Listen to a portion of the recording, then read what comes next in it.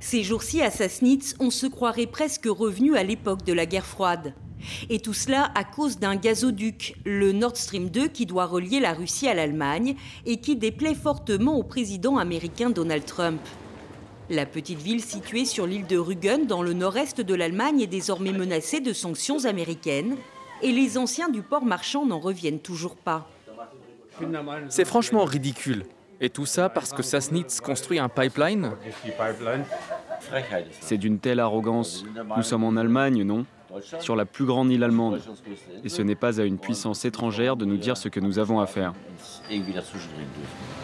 L'ouvrage très contesté doit approvisionner l'Europe en gaz russe en contournant les pays baltes, l'Ukraine et la Pologne pour éviter des droits de transit.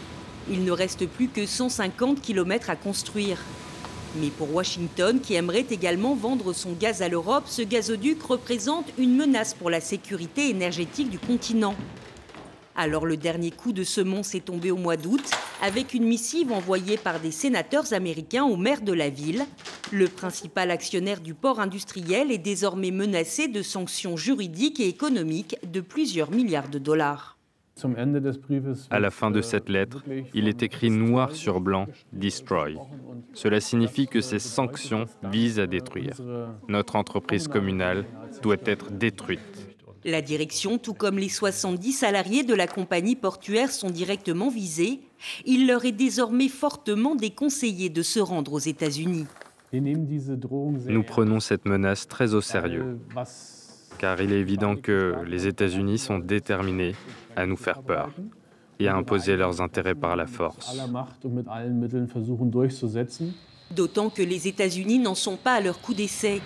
Après la promulgation d'une loi à Washington imposant des sanctions contre les entreprises associées à la construction du gazoduc, les travaux ont été stoppés net au mois de décembre.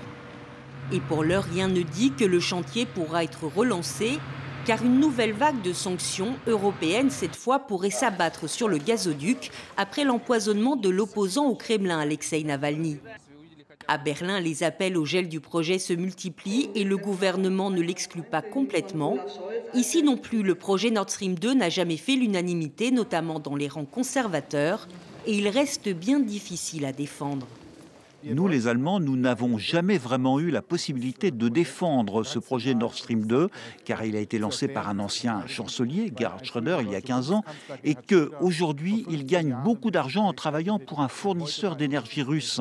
Alors cela suscite depuis toujours la défiance de nos partenaires, et c'est bien fâcheux. Pour les spécialistes du dossier, en tout cas, il ne fait aucun doute que l'affaire Navalny a le potentiel de torpiller définitivement le gazoduc Nord Stream 2. Selon l'économiste Claudia Kempfert, la sanction serait en effet plus douloureuse pour Moscou que pour l'Allemagne et les autres pays européens impliqués dans le projet. Le gazoduc Nord Stream 2 serait un très bon levier car cela toucherait très sensiblement la Russie. Certes, les entreprises européennes qui travaillent sur le projet seraient impactées, mais les plus gros dommages seraient du côté russe qui espère vendre du gaz pendant des décennies grâce au gazoduc. Les dégâts pour la Russie seraient très importants. Il est donc tout à fait sensé de penser à geler le projet en guise de sanctions. Dans ce conflit stratégique, Sassnitz serait donc une victime collatérale parmi d'autres. En attendant, plus d'1 millier de tuyaux à gaz destinés à la construction des derniers kilomètres du gazoduc végètent dans le port de la ville. Une catastrophe pour ce responsable politique local de la CDU. C'est inquiétant parce qu'on ne sait pas ce qui va advenir de ces tuyaux et du projet. C'est dur à vivre, surtout qu'on ne peut rien faire d'autre qu'attendre. Ingo Truchheim et ses collègues ont invité les sénateurs américains qui menacent leur ville à leur rendre visite, mais sans grand espoir. Aujourd'hui, ils comptent avant tout sur la chancelière Angela Merkel pour régler ce conflit et préserver leurs emplois.